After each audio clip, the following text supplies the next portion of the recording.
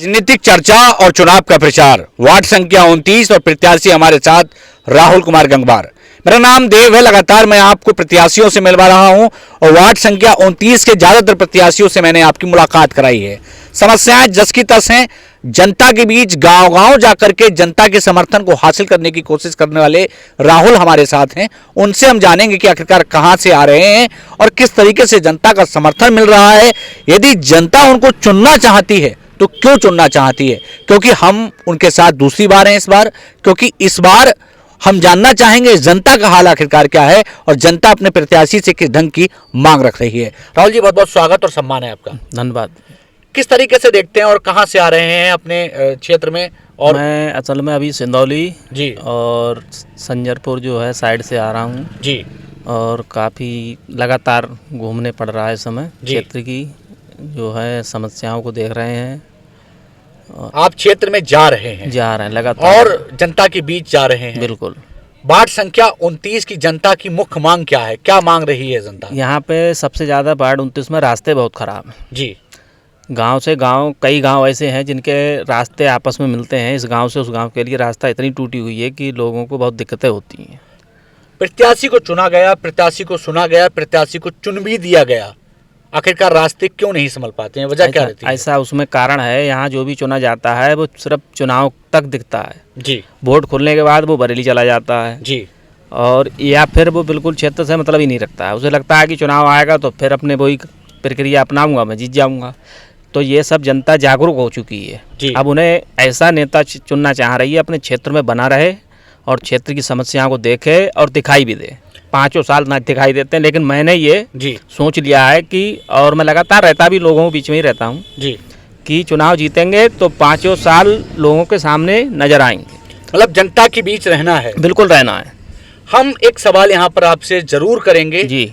लोग अपने mobile phone बदल ले रहे हैं, नंबर बदल लेते हैं जी, जीतने बदल के ले। बाद। ये समस्या आम जनमानस ने बताई है। नहीं, वो समस्या उन लोगों की है, लेकिन मेरे तो पास सन 2018 से आज तक नंबर यही चल रहा है, मैंने कभी बदला नहीं है। और जीतने के बाद वही रहेगा, नंबर क्यों बदलेंगे? लोग हमसे मिलेंगे कैसे? उनकी समस्या कौन देखेगा? नंबर बदलेंगे। वार्ड संख्या 29 में राहुल जी, जनता ने अगर आपको मौका दे दिया तो पहला अरमान क्या है कि मुझे ये कराना है? सबसे पहले तो यहाँ की सबसे ज़्यादा जरूरी है सड़कें। जी।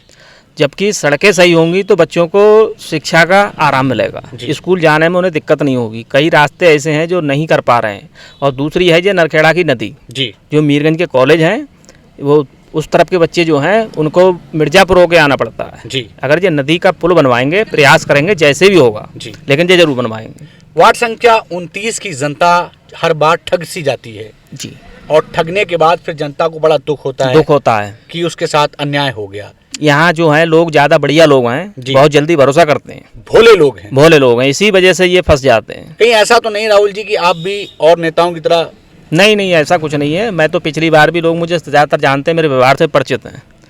मतलब जनता के बीच रहने वाले इंसान। बिल्कुल, वो सब परिचित हैं मुझसे। वार्ड संख्या 29 में मडवा बंसीपुर के रास्ते हों, मडवा बंसीपुर और आनंदपुर और ठेरिया कल्याण है उधर जी, वो रास्ता इतने गंभीर खराब हैं कि लोगों को अगर कोई बीमारी में हो जाए तो आधा घंटा उसे रोड पे, मतलब मेन रोड पे आने में लग जाएगा, तब तक चाहे उसकी जान चली जाए। हाँ, मतलब यहाँ किसी की कोई वो सुनने वाला नहीं? कोई विधायक हो, सांसद हो, किसी ने ध्यान नहीं दिया।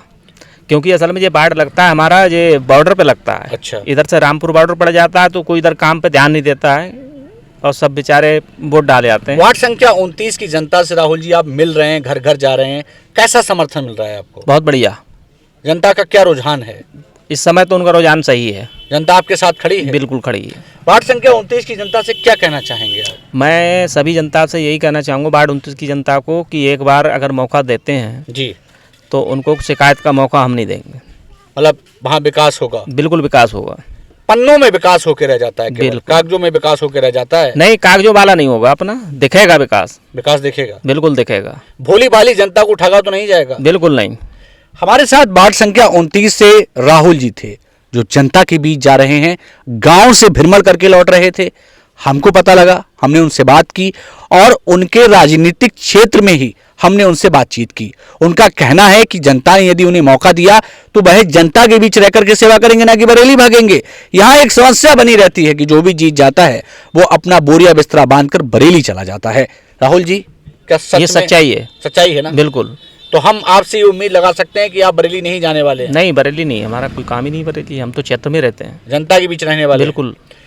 तो राहुल जी का साफ कहना है कि वो जनता के लिए हैं, जनता के बीच रहेंगे, वार्ड संख्या 29 का विकास करेंगे। हमारे साथ एक बार जुड़ने के लिए पुनः आपका धन्यवाद। धन्यवाद। तो ये राहुल जी थे, शख्सियत के इस क्रम में उन्होंने अपनी बात रखी कि वार्ड संख्या 29 को उसका हक दिलाने का काम मैं करूंगा यदि जनता ने मुझे मौका दिया। ये तो वक्त बताएगा और वक्त के लिए आपको इंतजार करना पड़ेगा कि वाकई वार्ड संख्या 29 को उसका हक मिलेगा, और उसके लिए आपको हमारे साथ बने रहना होगा। तब तक के लिए नमस्कार।